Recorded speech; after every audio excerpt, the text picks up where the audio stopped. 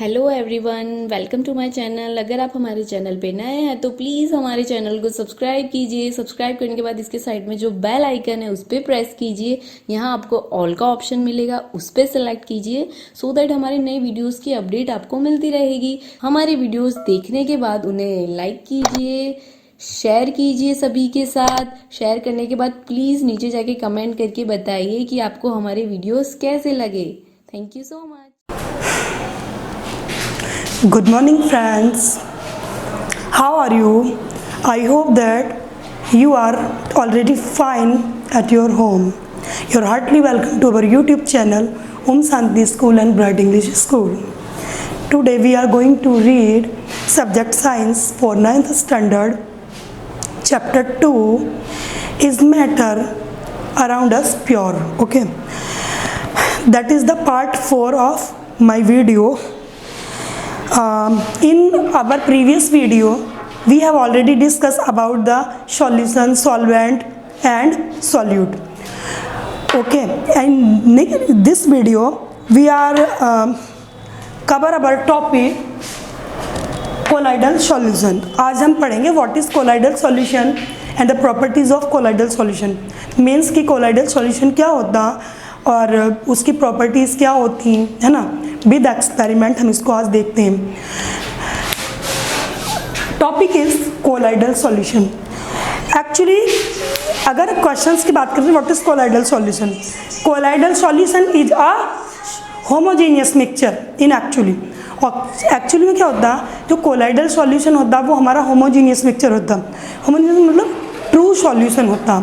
उसके जो पार्टिकल्स होते हैं evidently we can not see with our naked eyes, हम अपनी आंखों से उसके पार्टिकल्स नहीं देख सकते। तो that is very important topic. अब हम देखते हैं, चलो इसकी प्रॉपर्टीज हम लोग देखते हैं, है ना।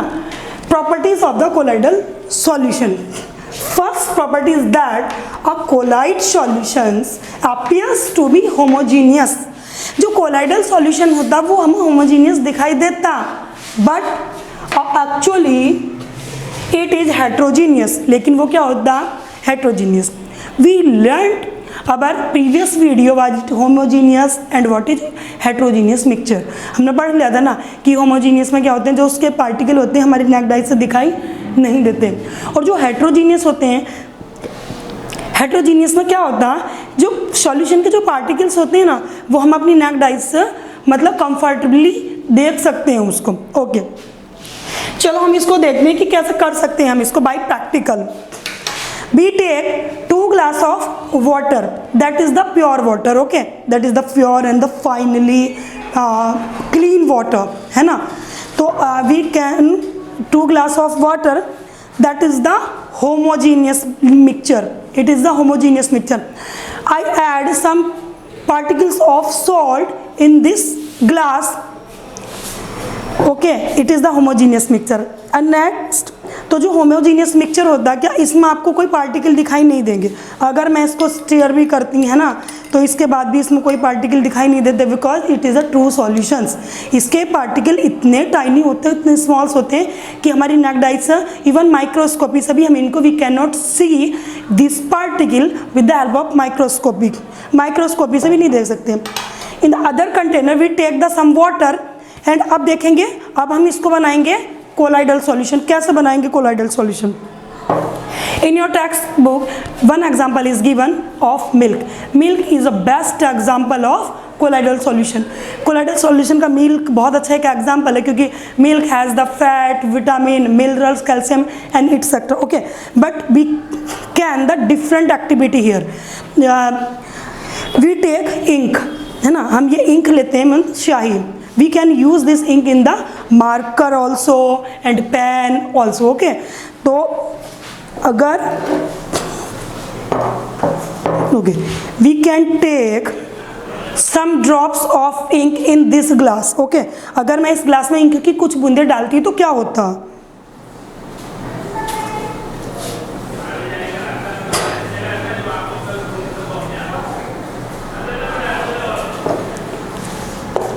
you can say that one layer is made by the top of the container, इसके टॉप पे एक लेयर बन के दिखाई दे रही है हमें, यानी कि वो क्या इवेंटली नीचे तक नहीं गई, टॉप पे इसके एक लेयर बन गई। अब मैं अगर इसको स्टेयर कर दूँ the help of spoon,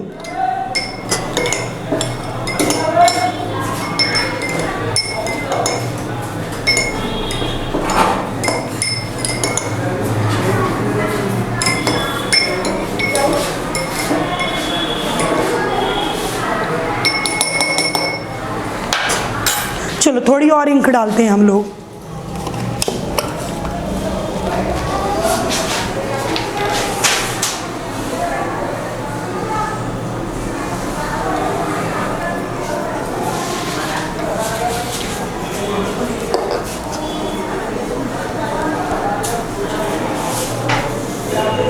Okay, that is the dark layer of ink. Now we can add the ink in this.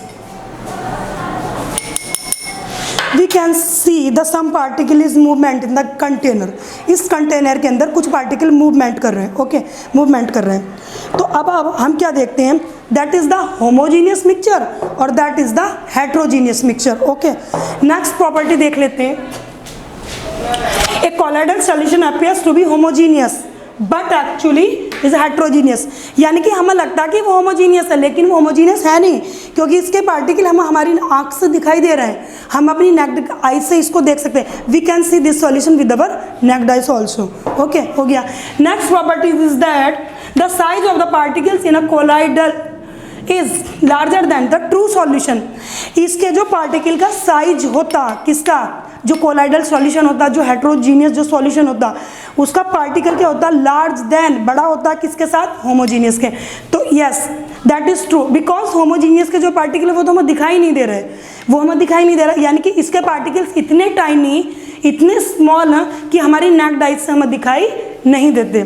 Okay, और इसके पार्टिकल इवनली हम लोग अपनी नेक्ड आइज से देख सकते हैं, that is true. Next property is that the particle of the most of the colloids cannot be seen with naked eyes or microscopy. Yes, यानी कि the particle of the most of the colloids cannot be seen with the naked eyes or microscopy, यानी कि इसके particles हम अपनी naked eyes से नहीं देख सकते, वही बात है, हम उसको माइक्रोस्कोपी से भी नहीं देख सकते। Next is that the particle of a colloidal solution can pass through a filter paper, यानी कोलाइडल के जो सॉल्यूशन होते हैं ना, अगर हम उसको एक फिल्टर पेपर के थ्रू हम क्या करते हैं, उसको आप अगर फिल्टर करते हैं तो उसके साथ में उसके जो पार्टिकल होते हैं वो क्या हो जाते हैं, उसके अंदर पासिंग थ्रू हो जाते हैं, यानी कि प्रिसिपिएट कुछ भी नहीं बचता उसके अंदर, पूरा का पूरा फिल्ट्रेट हो जाता। That so we can not be separated by the filtration, हम उसको फिल्ट्रेशन के द्वारा सेपरेट नहीं कर सकते, यानी कि जो हमारा कोलाइडल सॉल्यूशन होता, अगर हम वी वांट दैट कि we can filter to a filtrate या filter paper, it is not possible, हम उसको फिल्टर पेपर से फिल्ट्रेट नहीं कर सकते। अब if we want to filtrate it, that be help of the centrifugation method, उसके लिए फिर हमें एक centrifugation method यूज़ करना पड़ेगा।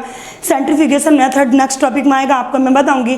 जैसे दूध से क्रीम निकालने के लिए centrifugation method का यूज होता, उससे फिर हम इसके पार्टिकल्स को सेपरेट कर सकते हैं। ओके, अब मैं आपको एक और बताती हूँ, अगर हम यहाँ से लाइट पास करते हैं, if we pass the light,